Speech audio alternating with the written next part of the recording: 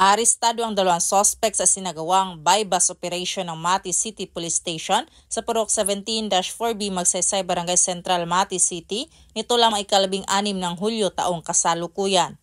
Kinilala ni Police Major Al Anthony Gumban, Acting Chief of Police ng Mati City Police Station, ang mga sospek na sila alias Dodong, 30 at alias An, 27 na pawang mga residente ng Purok 17-B Magsaysay Barangay Central, Mati City.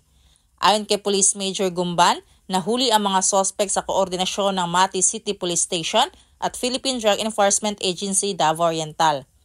Na-recover mula sa mga sospek ang 4 na plastic sachet na hinihinalang shabu, isang 500 peso bill, isang itim na wallet, isang improvised cooper, isang blade at isang blue lighter. Ang mga sospek ay nasa kustodiya ng nasabing istasyon upang dumaan sa tamang disposisyon at mahaharap sa kasong paglabag sa Republic Act 9165 o Comprehensive Dangerous Drugs Act of 2002. Samantala, ang laban kontra iligal na droga ay patuloy ng pinapaigting ng Police Regional Office 11 sa pamumuno ni Police Brigadier General Nicolas De Loso Torre III, Regional Director alinsunod sa kampanya ng Bagong Pilipinas na panatilihin ng kapayapaan at kaayusan tungo sa kaunlaran ng bansa. Mula dito sa Davao Oriental Police Provincial Office, ako ang inyong PNN Correspondent, Patrolwoman Daphne Pasaol.